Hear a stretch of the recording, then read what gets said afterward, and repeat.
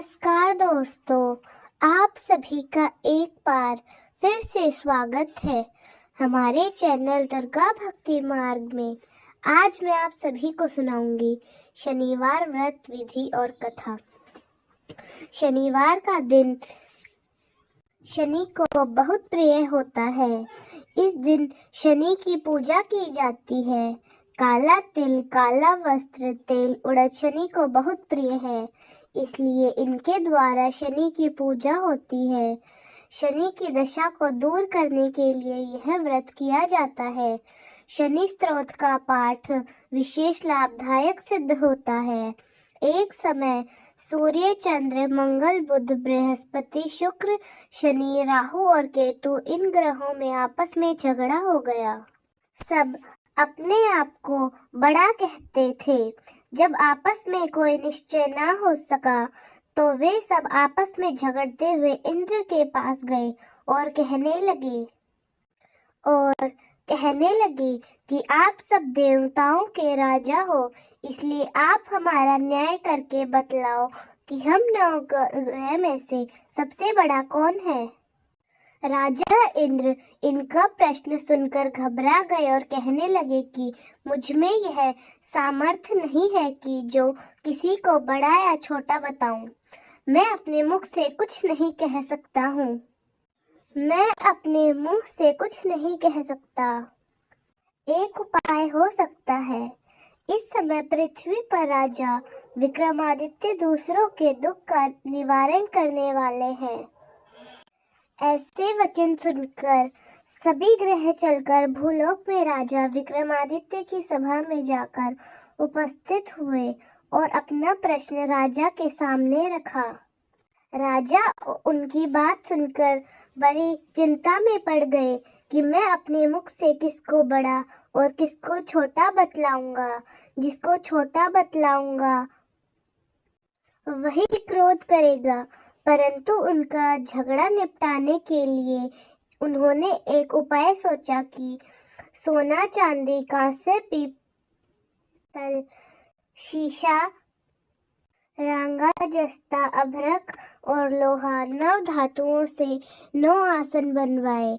अब आसनों को क्रम से, जैसे सबसे पहले सोना और सबसे बाद में लोहा है, क्रम में रखवाया। इसके पश्चात राजा ने सब ग्रहों से कहा कि आप सब अपने अपने सिंहासनों पर बैठिए।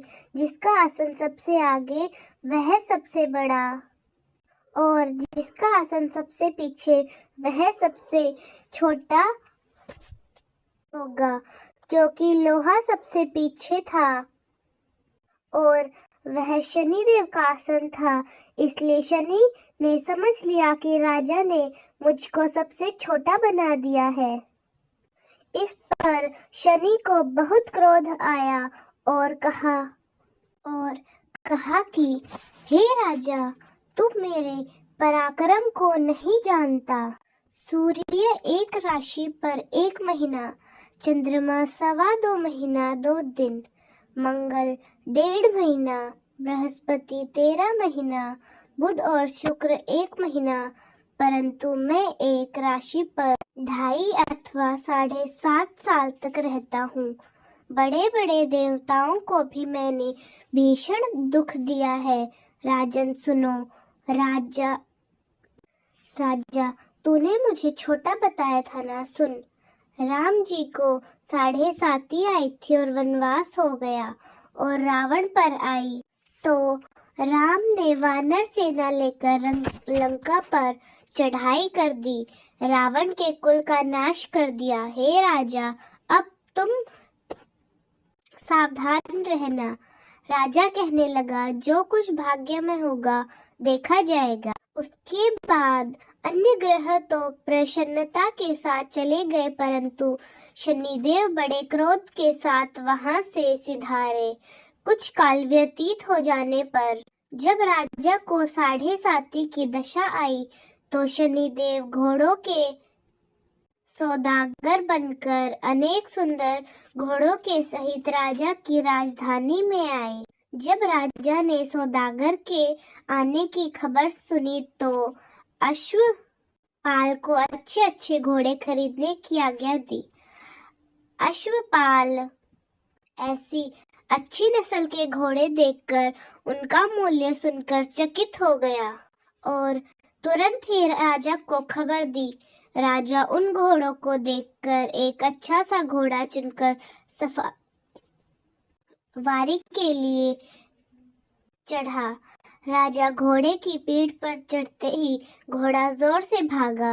घोड़ा बहुत दूर एक जंगल में जाकर राजा को छोड़कर अंतर ध्यान हो गया।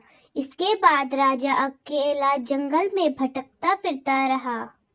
बहुत देर के पश्चात राजा ने भूख और प्यास से दुखी होकर भटकते भटकते एक ग्वाले को देखा। ग्वाला ने राजा को प्यास से व्याकुल देखकर पानी पिलाया।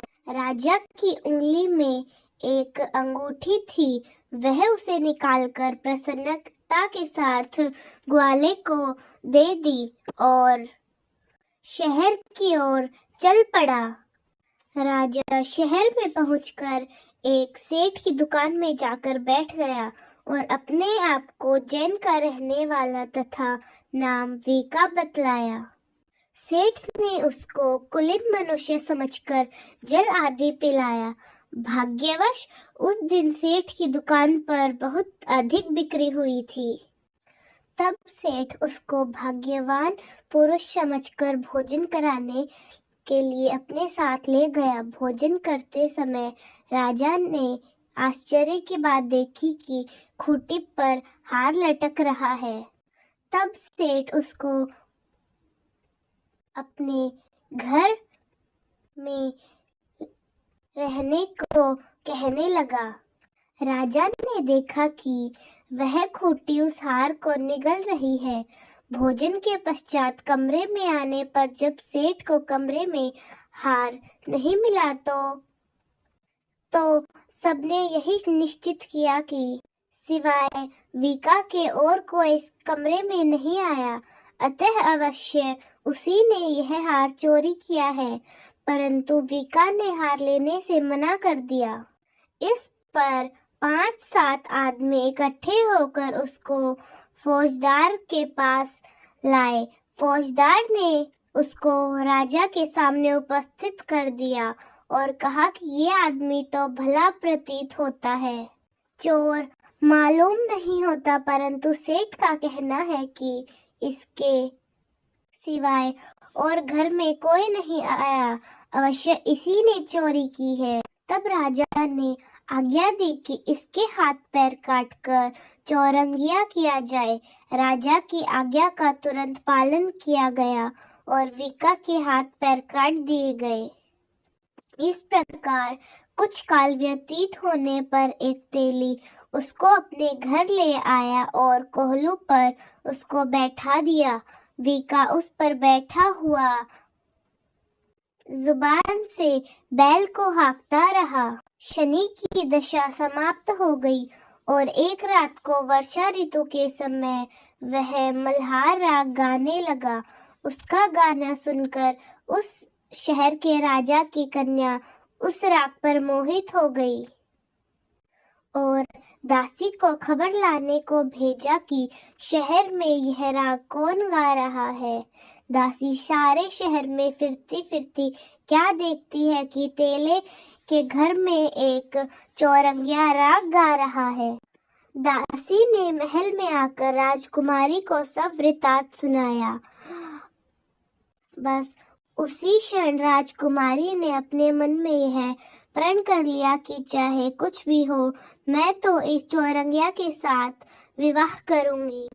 प्रातः काल होते ही जब दासी ने राजकुमारी को जगाना चाहा, तो राजकुमारी अनशन व्रत लेकर पड़ी रही। तब दासी ने रानी के पास जाकर राजकुमारी के न उठने का वृतांत कहा।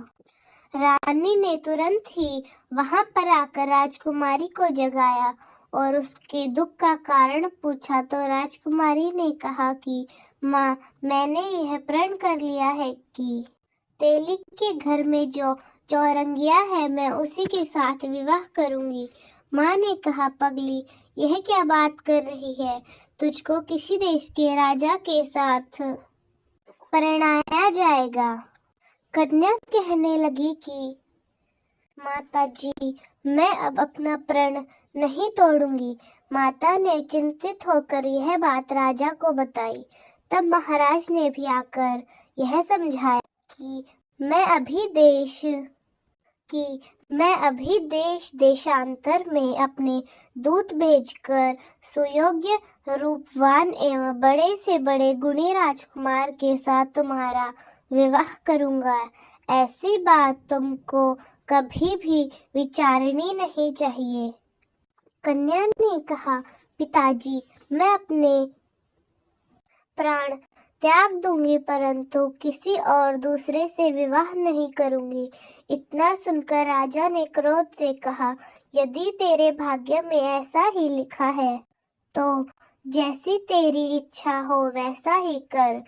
राजा ने तेली को बुलाकर कहा कि तेरे घर में जो चौरंगिया है, मैं उसके साथ अपनी कन्या का विवाह कराना चाहता हूँ।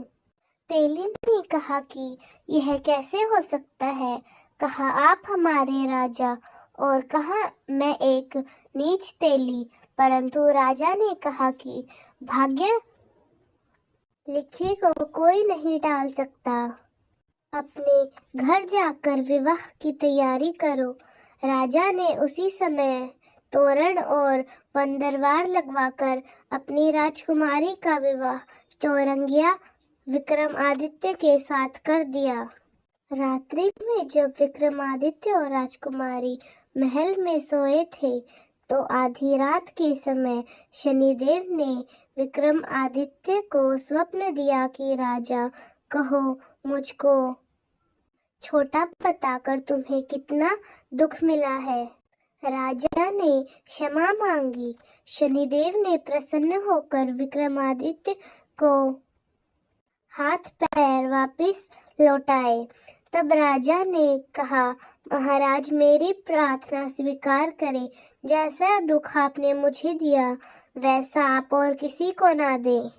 राजा ने कहा कि तुम्हारी प्रार्थना स्वीकार है।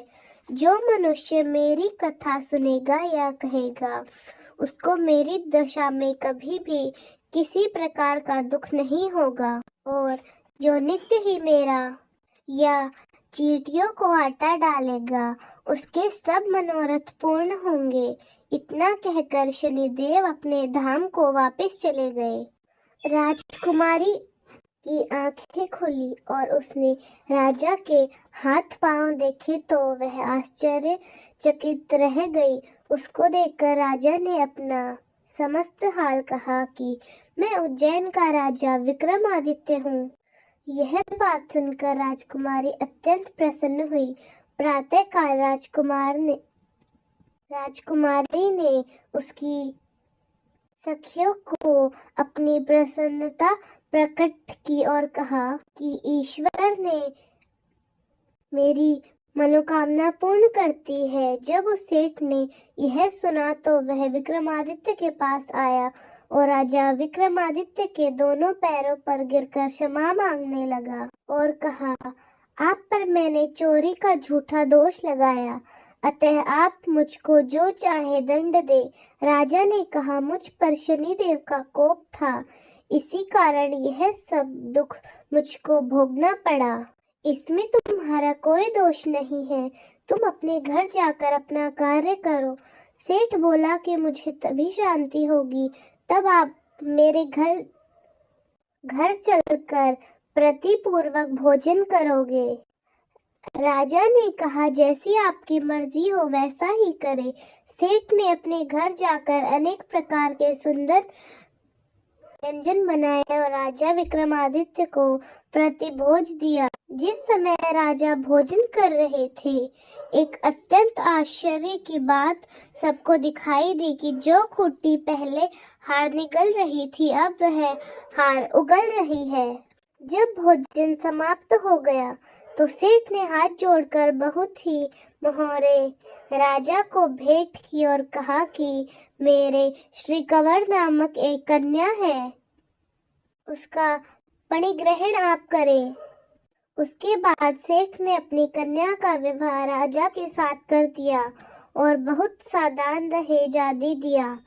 इस प्रकार कुछ दिनों तक वहां निवास करने के पश्चात विक्रमादित्य ने उस शहर के राजा से कहा कि अब मेरी उज्जैन जाने की इच्छा है।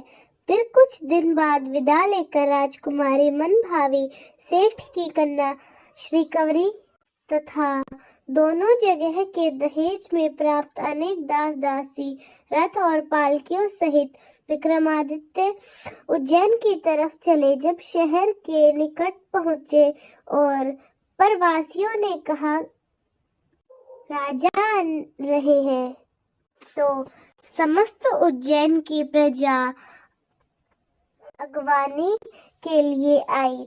तब बड़ी प्रसन्नता से राजा अपने महल में पधारे। सारे शहर में बड़ी भारी भीड़ हो गई और रात्रि को दीपावली मनाई गई। दूसरे दिन राजा ने शहर में यह सूचना कराई कि शनिदेव अब सब ग्रहों में सर्वोपरि हैं। मैंने उनको छोटा बताया, इसी से मुझको यह दुख प्राप्त हुआ। इस कारण सारे शहर में सदा शनिदेव की पूजा और कथा होने लगी। राजा और प्रजा अनेक प्रकार के सुख भोगने लगे।